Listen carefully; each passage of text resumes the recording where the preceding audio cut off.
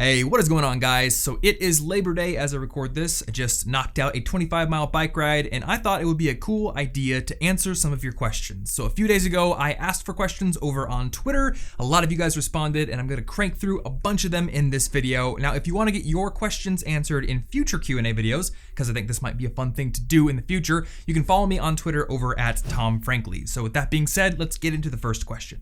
Do you have any tips on creating a creative yet productive work area? So I thought this might be a good question to start out with because you might have noticed that the workstation in the background has changed a bit since maybe 2 videos ago, and I'm gonna do an updated workstation video pretty soon, I promise you guys, but I did want to give you a few pointers that I have discovered through my own multiple workstation iterations. What I found works really well for me is to create a balance of having access to all the things I need to be creative and to get work done, but to also have everything that isn't related to my current task at least out of sight and preferably out of hand or out of access. What I mean by that is I have a lot of tools in this little spinning drawer thing over here. I've got books behind me. I've got all my camera gear within easy reach. And I usually have my overhead shooting setup over in the other room if my friends don't need to use the table. But when I'm working, I also try to shut down all my other tabs, all my other apps, and I put everything away and I try to keep the desk as clear as possible. And I also use a Pomodoro app called Tomighty, which basically keeps me focused on the task at hand. So remember, a balance between access to your creative and productive tools,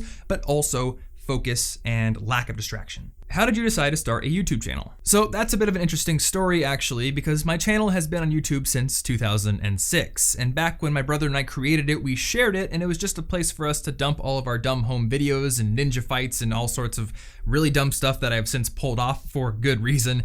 But the reason I started making educational videos is because I was an educational blogger in college, and then I moved on to being a podcaster, and I realized in about 2014, middle 2014 I think, that I was watching a lot of YouTube videos, and I was having more fun watching videos than I was reading blogs. So naturally I thought to myself, why don't I start making videos as well? And the rest is a 2-year history. Now, if that is not enough detail for you, I did make an entire YouTube story video which explained my entire journey to becoming a YouTuber, and you can find that by clicking the box right there or finding the link down below the like button, and that's about 10 minutes of my full high school story and everything that kind of led up to this point. When and why did you decide to become super productive? So I like to tell myself that I'm a naturally productive person, and in truth, I do get kind of antsy if I haven't really done much for a while and if I haven't accomplished anything for, a span of a few days. In fact, when I travel to places like San Diego recently, for example, I could only make it about 4 days before I started working again, so maybe it's a little bit in my DNA. That being said, there is one sort of catalyst from my past that made me work even harder than I probably would have worked by default, and that was the 2008 stock market and housing collapse crisis, alien invasion basically. This was really traumatic for me basically because I was scheduled to graduate in 2009, and when this happened in 2008 there were all these articles and news reports and people like talking heads on the TV saying college graduates of this year are completely screwed, they're not going to be able to find a job, and I was scared by that. And I was even more scared because there were adults that I knew personally in my life who got laid off from their jobs or whose entire companies went under, and I was thinking to myself, am I gonna go into college and have to deal with that 4 years from now? And I don't wanna make it sound like fear was the only motivator, because I do really have a lot of passion for what I do. But when that happened, there was like this switch flipped in my brain. Like, I never wanna have that happen to me. I never wanna be in a situation where an economic downturn or a company going over or under, or basically anybody just saying, hey, we don't want you anymore. I never wanted external events like that to be able to totally throw me out on the street. So when I went into college, I had this mindset of I'm gonna get ahead and I'm gonna collect as many skills as I can. I'm gonna have a really versatile skill set, so that way if one thing doesn't work, I can move right into something else and I'll always be employable.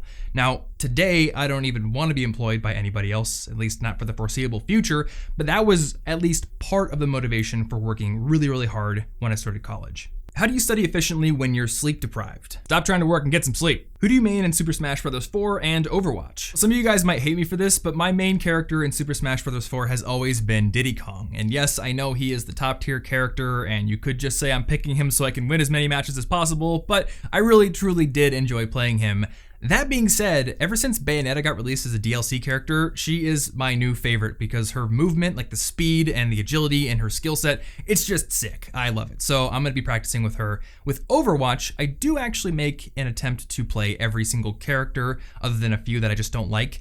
And I also spend a lot of time in each of the 4 classes so I can be a very versatile player. That being said, my mains right now are Reaper, Mei, Junkrat, Zenyatta, and sometimes Winston if I'm feeling like I want to go tank. When do you think is the right time to start applying for scholarships? So believe it or not, you can start applying for scholarships as early as your freshman year in high school. And in fact, there are probably private organizations out there that cater to even younger people. So if you are a future-minded person who is even in 6th grade or something, you could start.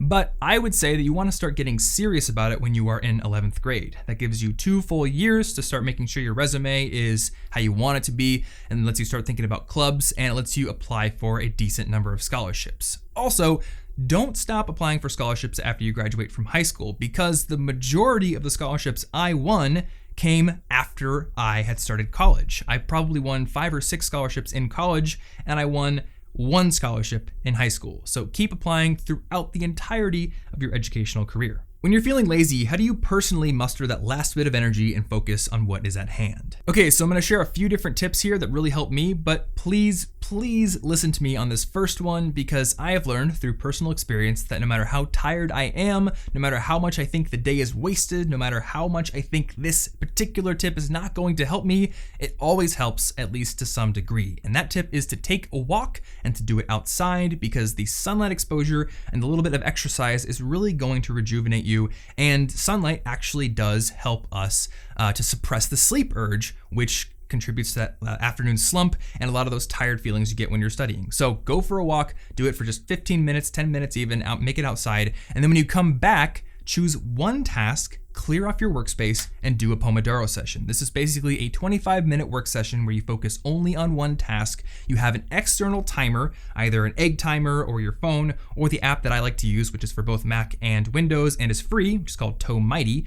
And basically this external timer is going to help you to, 1, put the task in perspective. It's just 25 minutes of work. You don't have to worry about finishing it. And number 2, put everything else out of your mind. Tell us everything, all of the knowledge. Dude, it's like you don't even know that all the knowledge in the universe becomes unlocked once you purchase 42 Lamborghinis. I thought everyone knew that. What is your favorite YouTube channel? Besides yours, of course. All right, number 1, my channel is not my favorite channel, though I am quite proud of animations like the one you're about to see in a second. And number 2, I don't have a favorite channel because my interests really do change on a pretty quick basis. So instead of giving you a favorite one, which will change like 2 seconds from now, I'm gonna give you a bunch of them, and definitely go check these channels out.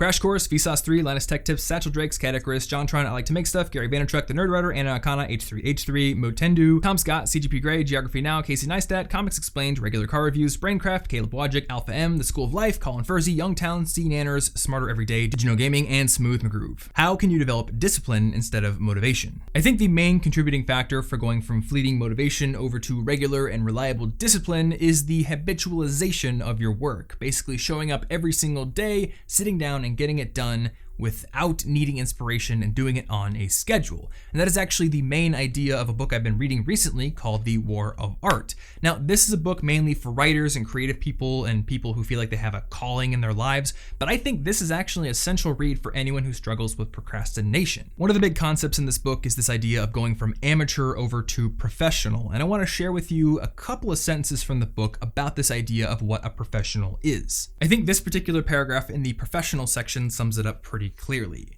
Someone once asked Somerset Maugham if he wrote on a schedule or only when struck by inspiration. "I write only when inspiration strikes," he replied. "Fortunately, it strikes every morning at 9 o'clock sharp. That's a pro." Which is your favorite One Piece arc? So I guess this is another confession time because I only watched about the first 200 episodes of One Piece before I gave the show up. Now, I love the show, I love the characters, I have bought stuff, like One Piece stuff in Japan, like a ship and a t-shirt, but there's just too much. There's like 700 episodes at this point, and I had to move on with my life, and I think they pad out the anime way too much, so the manga and the wiki is good enough for me, and the films are pretty cool too.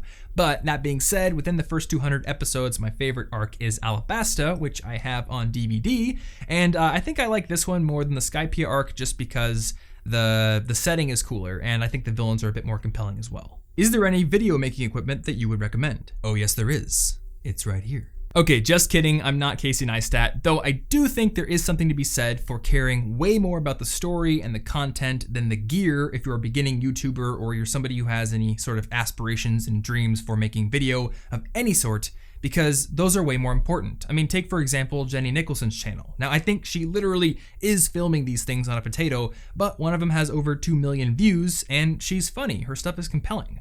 But I know you guys don't want to hear just that, so here are some quick recommendations if you're a beginner. Number one, I would start by filming on a smartphone. This is an iPhone 6s, this can film in 4K, the quality is just bananas, it's nuts. So you don't need to worry too much about a camera, but audio is much more important than video for the pleasure of a viewer. So this thing has an okay mic, it's not that great. I'm filming on a shotgun mic, which is right above me, but if you're just starting out, I would recommend a cheap lav mic like this one from Royal Voice, and I got this on Amazon for I think 16 bucks. So it's just a wired mic, you can put it into your phone, and I use an app called Rode Rec to record my audio recordings, and I actually tape it to the inside of my shirt just using masking tape, and that really helps to cut down on any wind noise. Now, if you guys want gear recommendations beyond that, I'll probably make an updated gear video about my own setup in the near future, but until then, you should definitely go over to my friend Wojcik's channel and subscribe to him because he makes excellent videos about video gear, video techniques,